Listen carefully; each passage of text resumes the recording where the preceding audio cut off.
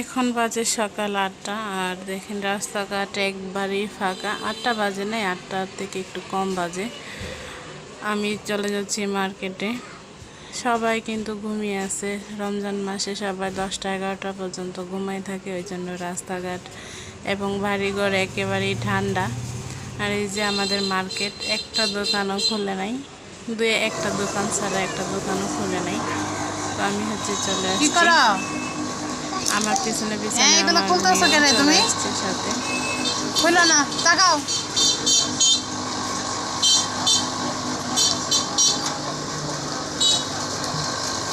এগুলো কাজ, হ্যাঁ?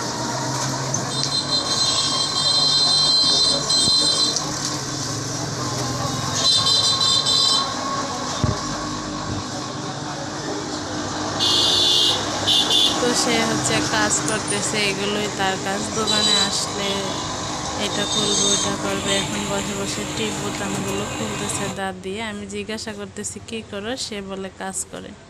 তো এখানে কাজ করে সুবিধা পায় না, ওই জন্য দোকানের সামনে গিয়ে করতেছে। আর এর মধ্যে আমার একটা কাস্টমার চলে আসছে কাপড় নেওয়ার জন্য। এখানে সেলাই করে করে জমাইতেছি।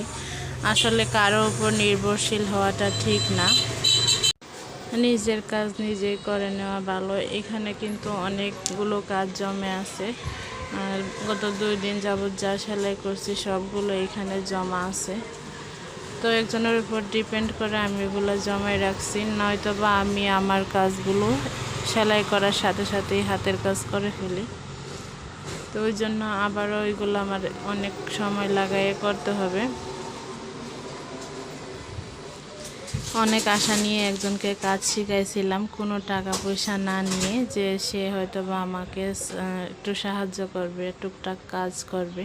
টুকটাক কাজ সে এমনিতেই করবে তা না, আমি তাকে কাজ শিখাইছি যেন সে আমার দোকানে কাজ করতে পারে। কিন্তু আসলে সবাই সবটা পারে না, ও একটু অলস টাইপের, ওই জন্য আসে না। তো এটাতে আমি এতটুকু বুঝতে পারছি যে আসলে কারো উপর নির্ভর হয়ে, অন্যের উপর নির্ভর করে ব্যবসা বা যে কোনো একটা প্রতিষ্ঠান চালানো যায় না। ছোট হোক বড় হোক, যাই হোক না কেন, যেটা নিজের কাজ নিজেরই করতে হয়। নিজের মতো দায়িত্ব নিয়ে অন্য কেউই করবে না। আর এই যে আমি হাতের কাজগুলো করাই, তাকে এমনি করাই না, টাকা দিয়েই করাই। তারপরও সে আসতেছে না। আর অন্য লোক আমি নিই না, মাঝে সে আসে নাই, আরেকটা নিয়েছিলাম। তো সে চুরি করে, ওই জন্য অন্য কাউকে বিশ্বাসও করতে পারি না। তো ওই হিসাবে এই মেয়েটা ভালোই ছিল, ওই দিক দিয়ে কোনো সমস্যা ছিল না। কিন্তু তার আবার আরেকটা সমস্যা, সেটা হলো সে কাজে আসতে চায় না। তো সবাই ভালো থাকবেন। আল্লাহ হাফেজ, আসসালামু আলাইকুম। ভিডিও ভালো লাগলে চ্যানেল সাবস্ক্রাইব করবেন।